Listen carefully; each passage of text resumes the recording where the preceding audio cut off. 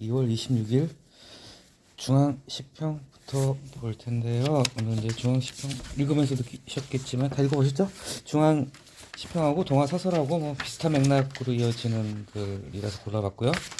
그리고 세 번째 경향신문은 문장이 상당히 좀 좋은 글입니다.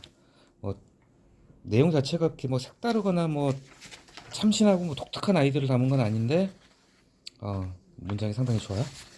교수님들이 쓰는 글들이 좀 보면 그렇더라고요. 확실히 교수님들은 하는 일이 말하고 글박 글이죠. 글 쓰고 강의하고 그런 거니까. 이제 정치에 관련된 사설은 조심하는데, 이거는 뭐 중앙시평도 그렇고 특정한 뭐 정치 세력을 옹호하거나 특정한 정치 세력을 비난하기 위해 쓴 글이 아니잖아요. 동화사설은 양비론 양쪽 다 쓴소리한 글이고, 중앙시평도 그렇고. 첫 번째 글을 볼 텐데 글 구조는 간단하죠. 어렵지 않죠. 김호기 교수님 글인데, 확실히 이제 사회학과 교수님, 또 이제 김호기 교수님이라서 이제 분석적으로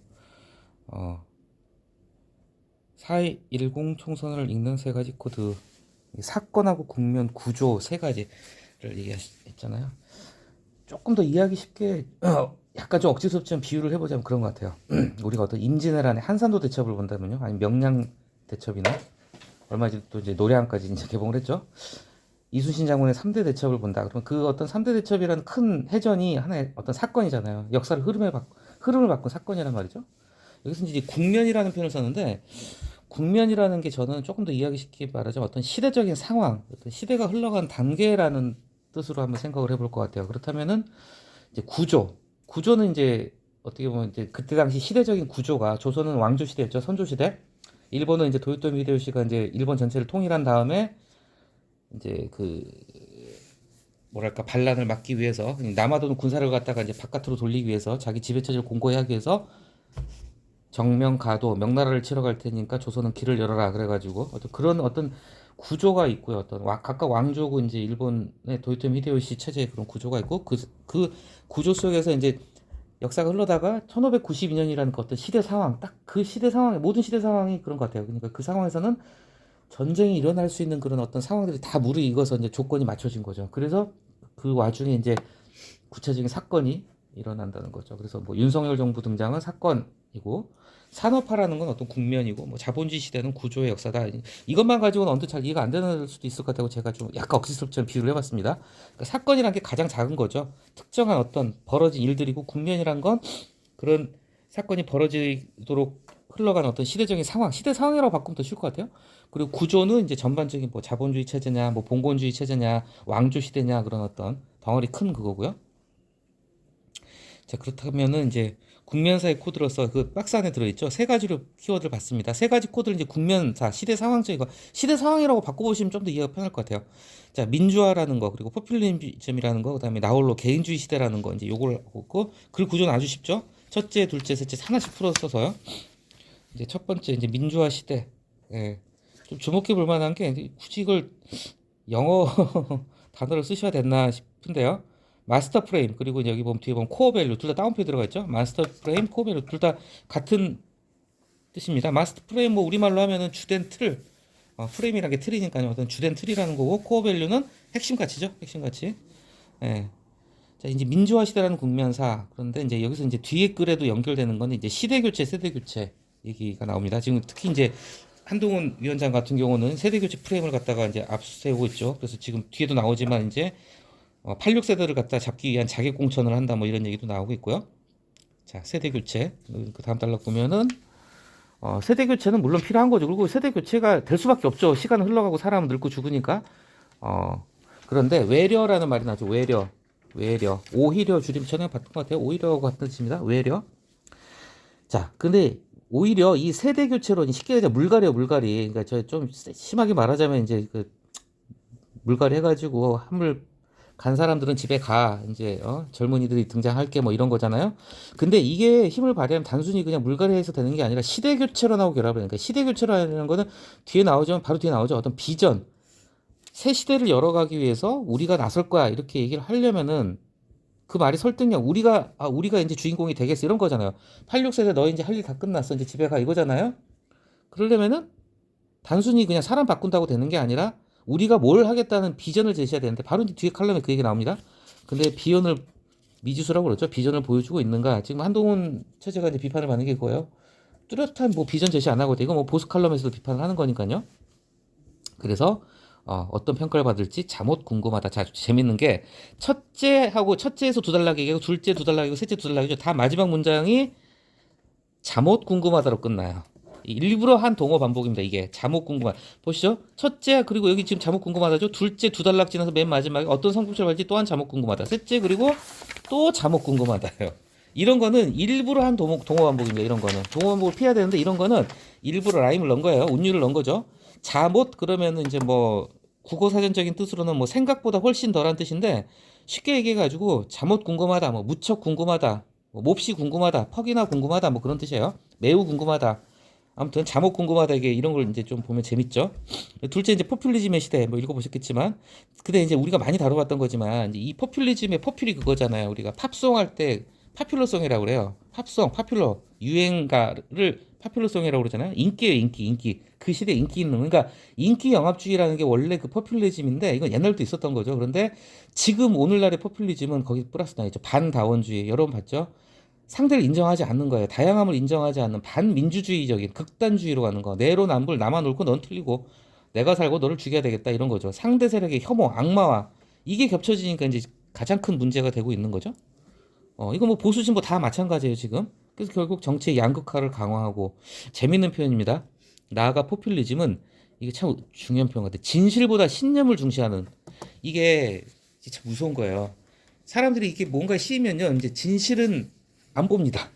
그러니까 내가 믿는 게 거의 이게 보면은 극단주의 정치 세력들이 거의 사이비 종교 같이 돼가는 그런 부분 있잖아요. 우리가 뭐 흔히 얘기하는 이거 좀 조심스러운 표현입니다만 뭐 이제 뭐 보통 때 같은 개딸 태극기 얘기를 하겠는데 개딸 태극기라는 말도 좀 조심스러워요 지금은. 그런데 물론 아무도 듣는 사람 없지만 어떻게 보면 어떤 양 진보나 보수나 양 세력에서 극단주의 세력들 있잖아요. 이 사람들은 진실을 보려고 하잖아요. 그래서 유튜브에 가짜 뉴스가 넘쳐나고 그냥 가짜 뉴스를 갖다 그냥 비판하지도 않고 그냥 맹목적으로 믿고 이게 신념으로 가게 되면 이게 거의 사이비 종교처럼 돼간다는 거죠. 지금 물론 일부 세력이긴 하지만 근데 또 몇 번 설명드렸지만 양당 모두 이런 극단주의 세력을 버리지를 못하는 거예요. 왜냐 이 극단주의 세력들이 기본적으로 표를 깔아주는 사람들이기 때문에 이 사람들을 무시하고 갈 수가 없다는 거죠.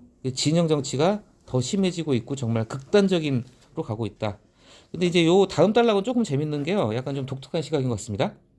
포퓰리즘이 부정적인 것만 아니고 이거 맞는 말이에요. 뭐냐면은 오늘날의 이게 포퓰리즘이라는 게 쉽게 하자면 인기 영합주의이기도 하지만 대중주의거든요. 대중주의. 그쵸? 많은 사람들이 좋아할 만한 거. 그러니까 뭐 돈 막 갖다 퍼주는 것도 우리가 표퓰리즘이라 해요. 표를 얻기 위해서 돈 푸는 걸 갖다 표퓰리즘. 아무튼 포퓰리즘이라는 것 자체는 나쁜 게 아니다. 뭐냐면은 반엘리트주의라는 거죠. 우리가 이제 민주정치가 시작된 이래에도 계속해서 어떤 엘리트주의 정치가 있었다면 지금은 이제 인터넷도 발달하고 국민들의 교육 수준도 높아지고 의식이 깨어 있으면서 유튜브가 발달하면서 정보에 대한 접근이 빨라지고 하니까 엘리트만 정치를 하는 게 아니라 대중들이 직접 정치에 주도적으로 참여한다는 그런 측면에서 본다면 나쁜 것만은 아니라는 거겠죠.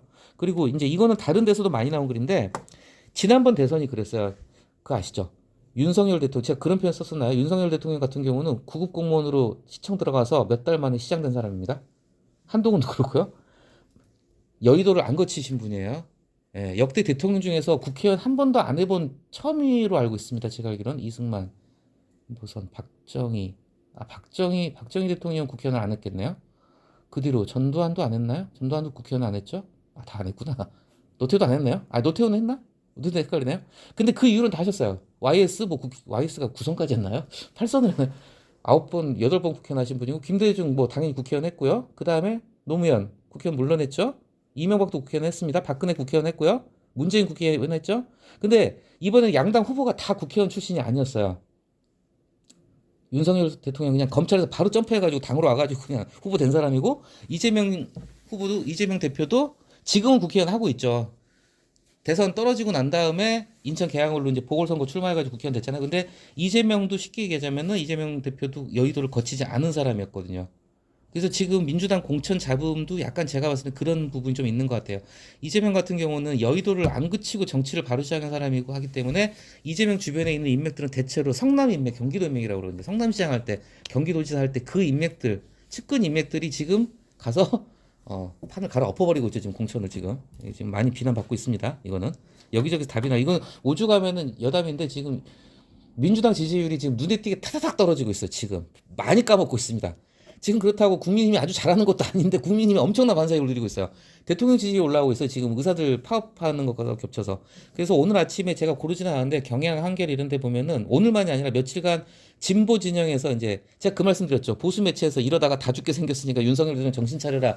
이런 칼럼 쏟아냈던 게 불과 몇 달 전인데 지금은 진보 진영에서 이재명한테 쓴소리 막 하고 있어요. 이런 식으로 가면 민주당 백석도 못 건진다는 얘기가 나오고 있어요. 지금 국민들이 이건 민주당이라는 게 민주당이 아니라 이재명의 개인당이냐 이런 얘기가 벌써 나오고 있고 진보 진영에서도 비판을 하고 있는 부분이라서 어쨌거나 아무튼 자 어쨌건 이런 측면에서 본다면은 이 포퓰리즘이 꼭 나쁜 것만은 아닌데 지금은 좋은 게 다 남아지고 그러니까 포퓰리즘 힘은 다 녹아 없어지고 혐오, 악마화, 정치 감성화 이것도 좀 주목해 볼 만합니다. 정치가 지나치게 감성화되고 있다는 거. 이게 나쁜 건 아닐 수 있어요. 정치라는 게 따뜻한 정치라는 걸 생각해 본다면 감성적인 정치 말은 좋지. 그런데 정치는 어디까지나 이성적으로 우리가 냉철하게 생각이 될 부분이 있는 건데 감성화되게 되면 말 그대로 팬덤 정치가 되는 거예요.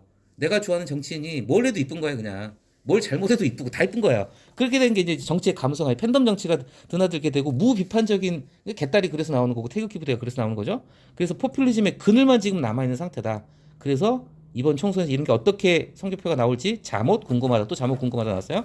셋째, 개인주의. 역시 사회학과 교수답게 지금 오늘날의 현실을 갖다가 아주 분석적으로 잘 보고 계십니다.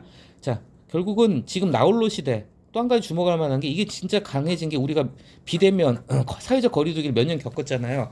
코로나19 팬데믹이 이게 더 심하게 만들었어요. 정말로. 개인주의적인 직장에서도 그렇고 개인의 어떤 여가에서도 이 개인주의라는 게 정말 더 심해졌죠. 회식 문화가 일단은 많이 바뀌었고요. 거의 사라지다시피 했고요. 그래서 뭐 그 다음은 이제 수치가 나는데 자 이런 경향들이 선거에 어떤 영향을 줄지 궁금하다. 근데 학자님의 글이 여기서 끝나면 재미가 없죠. 자 이쯤에서 그래서 마지막 단락 정치가 무엇인가라는 근본적인 질문. 우리가 사설 칼럼에서 정치가 무엇인가라는 그 어떤 정의를 갖다가 정의 규정을 우리가 읽어본 것만도 뭐 한 몇십 한 10개 넘는 것 같아요. 근데 여기 또 이제 다른 의미에서 표현을 했죠. 공동체. 어떤 공동체, 이 대한민국이라는 공동체, 뭐 지방자치라 그러면은 뭐 양주시, 의정부시, 동두천이라는 공동체의 최종 의사결정 영역이다. 어떤 중요한 결정을 내리는 거죠. 그래서 참 좋은 표현이죠.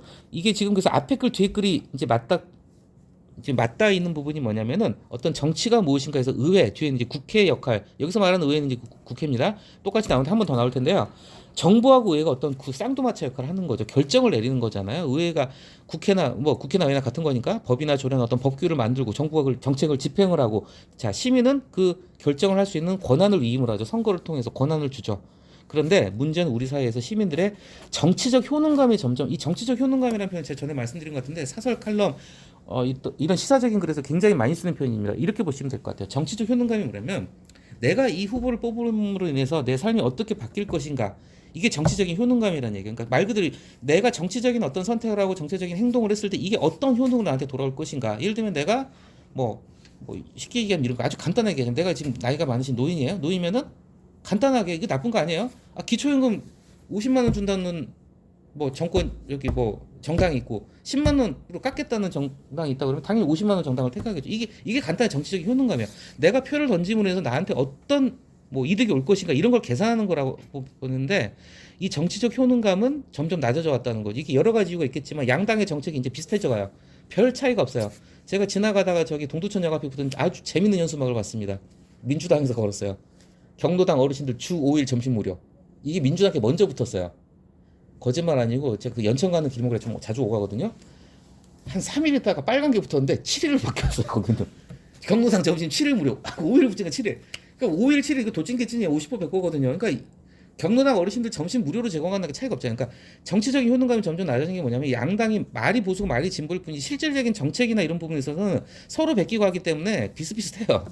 예. 그리고 이 정치적인 효능감이란 부분은 정치를 갖다 이성적으로 판단을 할 때 계산적인 거잖아요. 나한테 50만 원 준다는 데가 있고 10만 원 준다는 데가 있으면 당연히 50만 원을 찍겠죠. 근데 이런 게 아니라 아까도 우리가 감성 정치도 보고 팬덤 정치도 봤지만 징호 정치 뭐 이런 거. 그러니까 자꾸 이렇게 내가 좋아하는 가수 좋아하듯이 어떤 정치인을 좋아하니까 이런 정책적인 부분에 대한 판단, 이해관계에 대한 판단보다는 그러니까 정치적 효능감이 떨어진다는 거죠. 어떤 감성적인 것까지는 좋은데 이게 감정적으로 감정 싸움이 돼가는 거니까요. 정치가 뒤에 나오죠. 강성 지지층이 문제가 있고 또 결국은 솔직히 그래요. 뭐 국회의원 되고 싶어 하는 사람 그렇게 많죠. 저는 그렇게 봅니다. 99.99%는 직업 정치가들이에요, 그냥. 그리고 욕망의 전쟁터다. 그렇죠. 물론 이분들이 해야 될 일을 하는 거지만 또 각자 또 욕심이 있으니까 하는 거잖아요. 그렇죠? 권력에 대한 욕심, 돈에 대한 욕심이 있으니까. 그렇죠. 자, 또 이제 주목할 만한 표현이 지금 우리나라 정치의 위기를 갖다가 두 가지로 분석을 했어요. 첫째 뭐냐? 민주주의의 위기다. 그다음에 리더십의 위기다. 이게 바로 지금 이중적으로 겹쳐서 지금 대한민국 정치의 위기라는 걸 얘기를 하고 있죠. 마지막 단락에서 지금 공천 가지고 양당 다 시끄러워. 특히 민주당이 난리죠. 현란하다, 화려하다 이거예요. 지금 놀고들 있다 이거죠. 쉽게 얘기해서 현란하다, 굉장히 이거 약간 좀 이렇게 비아냥거리는 표현입니다. 현란하다. 너네들 둘 다 놀고 있다. 근데 그렇게 본다면 지금 아까도 말씀드렸지만 정책도 비전도 시대 정신도 없는 그냥 물어뜯는 싸움만 하고 있다. 그래서 지금 학자께서는 걱정을 하시고 이걸 갖다 조금 더 이제 적나라하게 같은 얘기를 비판하는 게 동아일보 사설이었어요. 동아일보 사설 양쪽을 다 비판했기 때문에 제가 부담 없이 골랐습니다. 앞에 나왔죠? 운동권 자객, 아까 말씀드린 세대 교체, 운동권 86세대들 다 몰아내야 된다. 자객 공천. 이게 지금 한동훈이죠. 그다음에 친명 무사 이재명이죠. 지금 자기 사람들만 다 살려놓고 자기한테 조금이라도 반대하는 사람들 다 쳐내고 있어요 지금. 그러니까 이게 비전도 없고 정책도 없고 싸움꾼 선거를 하고 있다 이런 얘기를 하고 있는 거죠. 첫째 단락 이걸도 간단합니다. 구조는 첫째 단락, 둘째 단락에서 이제 첫째 단락에서 현재 지금 너네 둘 다 지금 양당 모두 문제라는 걸 비판을 하고 있고요. 두 번째 단락에서 어떤 비전이나 정책이 없다는 점을 비판을 하고 있죠. 그다음에 세 번째 단락에서는 지금 가장 지금 큰 뉴스가 뭐죠? 의료계 파업이잖아요. 근데 이 글이 참 제가 고른 이유 중에 하나가 뭐냐면 의료계 파업하고 항상 이런 글은 우리나라 지금 이 꼴이에요. 여당이고 야당이고 다 지금 비전도 없고 정책도 없어. 그런데 미국, 일본 같은 경우는 정말 국회가 일을 하고 있단 말이에요. 정치인들이 일을 하고 있다. 그러면서 가져온 케이스가 뭐냐면은 반도체 대공세를 가지고 왔어요. 그러면서 우리나라 같은 경우 우리나라 현실에서 이게 엮어 들어가는 거예요. 지금 의료계 파업하는데 의대 정원 2천 명 뽑는다고 하니까 학원이 생긴대요 지금.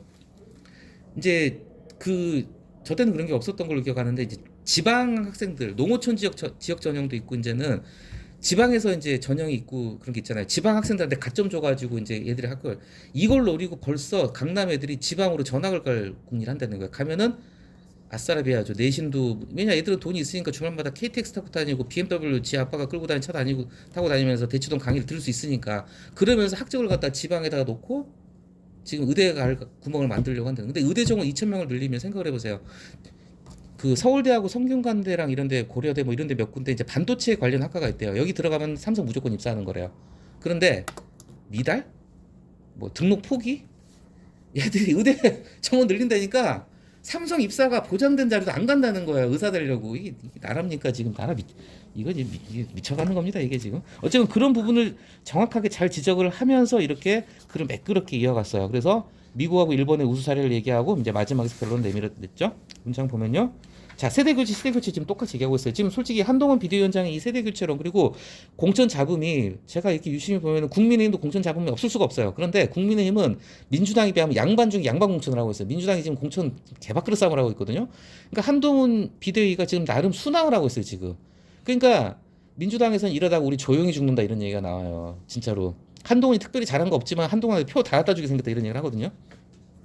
아무튼 공천 과정을 근데 양쪽 다 욕을 먹고 있죠. 동아일보입니다. 동아일보에서 다 욕을 하고 있어요 지금.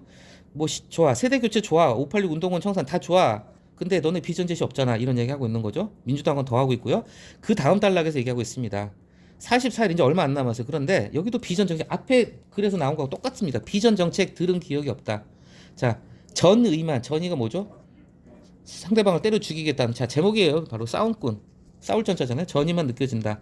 자, 두 정당이 지금 국회가 할 일을 협소하게 이거 한번 동그라미 쳐놓으세요. 나중에 또 나옵니다. 협소하게 국회가 할 일을 국회가 할 일 되게 많은데 국회가 할 일 중에서 싸움은 극히 일부분이란 말이에요. 근데 싸움질만 하고 있다. 좁게 협소하다는 게 좁다잖아요. 좁게 여기고 있음을 지적하지 않을 수 없다. 자, 아주 좋은 표현 나왔습니다. 이거 우리 의회에서 일하는 우리랑 똑같아요. 그대로 대입할 수 있습니다. 행정부 견제, 집행부 견제, 법률 재개정, 조례 재개정, 국민 세금인 예산의 적재적소 배정, 예산안 심의 이게 어떻게 보면은 국회나 지방의회가 한 세 가지 일이죠. 집행부를 견제하고 법률이나 조례를 만들고 예산 확정을 하는 거. 국회가 행정부와 함께 국정의 양대축이다. 그런데 지금 국회를 무대로 하고 있는 여당 야당은 물어뜯고 싸우는 것만 하고 비전이나 정책 제시 전혀 안 하고 있다. 근데 이 글이 사설 중에서 제가 좀 이례적으로 한번 골라봤는데요. 참 좋은 사설입니다. 나라 안팎의 도전 두 가지를 참 잘 골랐어요. 지금 의료계 파업 문제, 지금 당장 이제 지금 의료 대란이 일어나고 있는데 여기다가 미국, 일본, 대만 반도체, 우리나라가 진짜 자신 있는 거 하나는 반도체였잖아요. 반도체는 거의 뭐 몇십 년 동안 대한민국 일이었는데 지금 이리저리 내줬습니다. 이제 제가 알기로는 그 반도체도 뭐 이렇게 전 잘 모르겠는데 여러 가지 분야가 있더라고요. 이렇게 뭐 기종별로.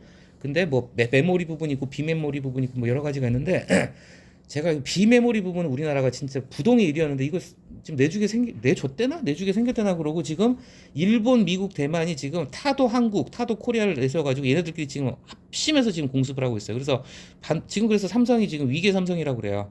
반도체 하나로 먹고 살았는데 지금 갤럭시도 재미없어요. 지금 갈수록 갤럭시 점유율 떨어지고 있습니다. 아이폰에 확 밀리고 있어요. 게다가 그 중국의 뭐 샤오미나 이런 애들도 외국 스마트폰 업체들 생겨가지고 지금 삼성이 이게요. 근데 아까도 말씀드렸지만 이게 맞물리는 부분이라는 거예요. 의료계 파업하고 있는 와중인데 자 의사 늘리는 건 늘려야 돼. 근데 그냥 무작정 늘렸을 때 정말 어떻게 보면 좀 머리 좋고 똑똑하고 이 나라를 먹여 살려야 될 인재들이 전부 다 메스만 잡겠다고 덤벼버리면 말씀드렸잖아요. 서울대 성균관대 그 삼성 취업이 보장된 학과가 미달이 나버린 사태가 벌어지니까 이건 대한민국 전체로 봤을 때 좋을 게 하나도 없는 거잖아요. 그렇죠? 근데 우리는 아무것도 안 하고 있어요. 그러면서 미국하고 일본의 사례를 얘기했죠. 뭐 미국은 뭐 어쩌고 뭐 일본도 뭐 어쩌고 그렇죠? 근데 우리는 아무것도 안 한다. 자, 그래서 우리가 뭘 하라고 정부에 요구했다는 소식은 들어본 적이 없다. 그 다음에 이제 이 문단 후반부쯤 보면은 정치권은 여전히 시야가 좁다. 앞에 협소하다고 똑같은 얘기 같아요.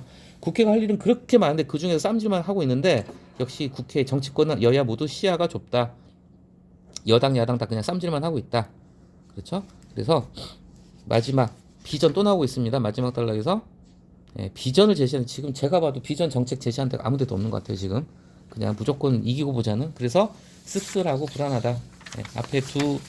앞에 글하고 좀 이어지는 부분이고요. 세 번째 경향신문 이거 정동 칼럼은 내용 자체는 좀 이렇게 어렵지는 않은데 이렇게 타다닥 빨리 읽히지는 않으셨을 거예요. 이게 문장이 은근히 좀 어려운 문장들이 많습니다. 근데 또 좋은 문장들이거든요. 그만큼 제가 이제 말 한마디 천냥이 얼마인지 혹시 아세요? 아시는 분? 천냥. 이게 올랐더라고요. 이게 옛날에 그 상도라는 드라마가 있었어요. 상도 그 저기 동의보감 히트하고 나서 상도 드라마였는데 거기 이제 막 한냥 두냥 그 상도 제가 자막에서 봤던 기억이 나는데 그때 당시에 그게 상도 드라마가 지금으로부터 거의 20년 전인데 그때 한냥을 4만 원으로 보더라고요. 근데 원래 한 궁금해서 지금도 4만 원인가 참 지금은 어 5만 원에서 7만 한 6만 원 정도로 본대 한냥을 옛날 그 조선시대 그러니까 제 조선시대 한냥이 엄청 비싼 돈이었어요. 그 지금 한 천냥 그러면 5천만 원, 7천만 원이래요. 그러니까 적은 돈 아니죠, 그렇죠? 예. 이게 말 한마디로 천냥빛을 갚는다. 진짜 정말 맞는 말인 것 같아요. 이거 그냥 짧게 말씀드릴게요. 우스갯소리 그런 게 있죠. 그 옛날에 이제 백정이 옛날에 좀 천하신 분이었잖아요. 좀 어떻게 뭐 백정이라고 가지 않고 그냥 고깃집 사장 우리 김욱 사장이 고기를 썰어요. 제가 가서 야 김욱이 XX야 이놈아 고기 좀 썰어봐. 김욱이 저한테 이만큼 줬어요. 이만큼. 근데 좀 있다가 또 다른 사람이 와가지고 어유 우리 김서방 나한테 고기 좀 주시게 한금만 줘 그러면 이만큼 준다고 그러죠. 이게 거기서 나온 얘기래요. 말 한마디로 천냥빚 갚는다. 우기 이놈아 그러면은 고기 이만큼밖에 안 주고 욱서방 하면 이렇게 많이 주고 그런답니다. 아무튼 읽어보셨을 테니까 내용은 이제 문장만 좀 보면서 갈게요. 내용은 다 이제 좋은 문장들만 보면서 갈게요. 뭐 다 이 문장 하나하나가 다 좋아요, 굉장히. 근데 내용은 다 좀 이렇게 평이한 얘기를 갖다 은근히 좀 어렵게 썼습니다. 예. 첫 번째 단락에서 참 이 사과라는 게 필요한 건데 우리 정치인들은 사과에 되게 인색하다. 사실 이게 경향신문이다 보니까 타겟은 저기 용산에 있는 그분입니다. 그분 사과 잘 안 하시는 분이에요. 그러다 보니까 약간 그쪽으로 타겟인 것 같아요. 자, 두 번째 단락에서 말 한마디로 천냥빚을 갚는다. 이런 속담도 있다. 그쵸. 근데 여기서 이 단락에서 이제 핵심 어구는 뭐냐면 세 번째 줄이죠. 우리가 그토록 갈망한다는 거. 우리 국민은 상당히 감성적인 민족이에요. 감성적인 국민이고. 그래서 참 진솔한 사과 한마디에 봐주고 좀 상당히 정에 약한 민족이잖아요. 우리가 국민들은 사과를 그렇게 갈망을 하는데 왜 정치인들은 안 할까? 자, 세 번째 단락은 참 그걸 재밌게 좀 풀었었습니다. 어쩌면 우리 정치 문화 어떤 유교적인 공자 시대부터 내려온 그 유교적인 문화가 말의 역할을 좀 부정적으로 인식하는 전통이 흐르고 있는지도 모른다. 그래서 서구 정치에서는 그렇죠. 약간 서구 유럽이나 미국 정치는 굉장히 그 정치인의 덕목 중에 하나가 연설을 잘해야 돼요. 말을 잘해요. 말을 번드러지게 잘해야 된다는 게 있다고 그래요. 근데 우리는 이 교원 영색이라는 읽어보셨죠? 교언 영색 말을 번지르르게 하는 놈은 다 뭔가 좀 사기꾼으로 사자로 온다는 거예요. 그렇기 때문에 좀 그런 문화가 있는 것 아닌가. 이게 좀 여담인데 갑자기 그런 생각이 나요. 저기 2007년 대통령 선거 때 이명박 후보하고 정동영 후보가 붙었어요. 물론 이때는 이명박 후보가 거의 더블 스코어를 이겼는데 이때 정동영 씨는 굉장히 말을 잘한 달변가입니다. 이게 정말 말 잘해. 원래 그 MBC 앵커 출신이잖아요. 근데 이명박 대통령은 본인도 인정을 해요. 그 선거 기간 중에 그런 말 했다는 뉴스를 본 적이 에요. 이명박 후보가 정동영이 반만큼만 내가 말을 잘할 수 있었으면 좋겠다. 근데 실제 이명박 후보는 발음도 좀 세고 사투리도 쓰고 말을 못해요. 잘. 근데 이때 당시에 그런 글을 본 적이 있어요. 우리나라 국민들은 말을 번지르르하게 청산유수처럼 잘하는 정동영보다 어눌하게 말하는 이명박한테 더 신뢰감을 갖는다, 이런 그런 분석이 좀 있었어요. 근데 실제 그래. 우리나라 사람들은 말 번지르르하게 일단 의심하고 들어갑니다. 이 새끼 사기꾼 아닌가? 약간. 그래서 우리나라에 좀 그런 문화가 있다는 얘기도 했다는 게 좀 좋고요. 아무튼 자, 그래서 여기서 이제 8년 간격, 이거는 이제 대놓고 얘기는 안 했지만 8년 간격 뭐하고 뭐죠? 세월호하고 이태원이죠. 세월호 이태원. 자, 이것 하나 좀 보고 넘어가기. 이 단락의 맨 마지막 문장 다 읽어보셨을 테니까요. 담지. 고백하건데 저도 처음 본 표현입니다. 담지. 그래서 찾아봤어요. 이게 짊어질 담자에 붙들지, 뭐 붙잡다 짓자예요. 짊어지고 붙들다. 그러니까 우리가 뭔가 어떤 이론이나 사상을 갖다가 꾹 담고 있다, 마음에 담고 있다, 뭐 머리에 담고 있다, 이런 뜻이라고 합니다. 이게 저는 처음 봤습니다. 담지하다라는 말이 있더라고요. 근데 뜻은 추측이 되는데 찾아보니까 담자가 이 짊어질 담자, 우리가 담보할 때 담자예요. 그리고 붙들 짓자더라고요. 그래서 짊어지고 붙들다, 어떤 가치를 갖다가 가지고 있다, 그런 뜻으로 쓰는 겁니다. 그 다음 단락은 전형적인 오랜만에 등장하죠. 물론 하지만 구조죠. 물론, 당연히가 물론이야. 물론 말이 전부는 아니야. 그렇죠? 물론 말이 전부는 아니야. 근데 뒤에 뭐라 그러죠? 하지만 말에는 좀 더 특별한 용이 필요하다. 물론 중요한 게 뭐냐면 국가가 뭔가 잘못, 이 글은 애둘러서 표현했지만은 지금 이태원 참사에 대해서 대통령실이 결국 거부권 행사했고, 이태원 특별법 거부권 행사했죠. 그리고 끝끝내 사과 한마디 안 하고 있죠. 이제 물론 좀 이제는 이건 좀 사그라들었는데, 이 논점은 그 점을 애둘러서 지금 비판을 하는 거예요. 대통령이 끝내 사과 한마디 안 하고 책임을 책임을 안 진다기보다 아무튼 그런 모습이 안 보이는 걸 좀 비판하는 경향다운 글인 것 같아요. 그래서 이태원도 나왔죠. 자, 법적인, 경제적인 뭐 어떤 보상도 필요하겠지만은 유가족들 입장에서는 그쵸, 정말 진솔한 사과를 갖다 바란다. 그래서 그 다음 단락에서는 공식처럼 뭐 캐나다 사례를 가지고 왔어요. 따옴표로 이제 들어가 있죠. 정말로 미안합니다. 정말로 미안합니다. 공식적으로 뭐 유감입니다, 유감스럽게 생각합니다가 아니라 진짜로 죄송합니다, 미안합니다, 이렇게 공식적으로 사과했다는 거죠. 그래서 맨 마지막 문장 좋은 문장인 것 같아요. 이런 공직자의 사과는 그런 구조적이고 제도적인 결과까지도 자신의 내면에 끌어안아 언어로 빚어내는 정치적 행위다. 그러니까 정치에 있어서 좀 사과라는 거, 정말 자신의 잘못을 솔직하게 인정하고, 우리가 사과에 대한 글도 많이 다뤄봤잖아요. 그런 게 있어야 되는데 우리나라 정치는 그게 좀 부족하다, 그런 얘기를 하는 글 같아요. 그리고 마지막 문장도, 이 글은 뭐 이렇게 딱히 명문장, 뭐 드러나는 명문장이라보다 문장 하나하나가 다 좋아요. 사실 이거 좀 약간 은근히 좀 어렵습니다. 약간 은근히 어려운 글인데 이 글도 이따 혹시 한번 다시 한번 읽어보시기를 바라겠습니다. 그래서 이 마지막 단락은 한 문장 한 문장이 다 좋은 문장들입니다. 그쵸. 시민에 대한 존중이다. 자, 치유를 위한 반성해야 너는 그 슬픔만큼 깊어야 한다. 자, 여기 또 정치에 대한 정의가 또 나왔어요. 이런 거 모아두면 또 재밌을 것 같아요. 앞에서 우리가 정치가 뭔지 봤죠? 어떤 공동체 의사결정 과정이라고 했잖아요. 여기서는 또 뭐라고 했죠? 자, 여기서도 공동체란 말이 들어가요. 결국 정치라는 건 여기서 한 가지 볼 수 있는 게, 무인도에 혼자 사는 사람한테 정치가 필요할 거 없어요. 진짜 하고 싶은 대로 하면 되는데, 그죠? 두 사람 이상이 모이면 정치가, 세 사람 이상이 모이면 정치가 시작되는 거죠. 어쩔 수 없죠. 그래서 공동체라는 말이 꼭 들어갑니다. 정치라는 말 정에. 앞에서도 공동체가 있었잖아요. 개별 시민들을 자유로우면서도 상호 의존적인 공동체로 통합해가는 과정이자 활동. 이 과정이나 활동이 앞에서 말한 의사결정이라는 거예요. 어떤 그 집단의 중요한 의사를 결정하는 거, 통합해가는 과정이자 활동. 그래서 품격 있는 정치적 사과는 정치 공동체의 위로와 회복을 위한 출발점이다. 그리고 마지막 문장도 좋죠. 말 한마디의 가치를 아는 정치는 민주주의의 다음 문을 여는 힘이다. 좋은 부분이 같습니다. 뭐 막 이렇게 눈에 띄게 멋진 표현이 있는 건 아닌데, 문장 하나하나가 차분차분하게 좀 한번 곱씹어볼 만한 잘 쓴 글이라는 생각이 들어서 골라봤어요. 막 탁 튀는 글은 아니고, 주제도 사실 어떻게 보면 좀 흔한 주제예요. 솔직히 이런 주제 우리 많이 다뤄봤잖아요, 그죠? 근데 한번 이런 글들도 읽어붙으면 좋을 것 같아서 골랐고, 그래서 오늘 여기까지 하겠습니다.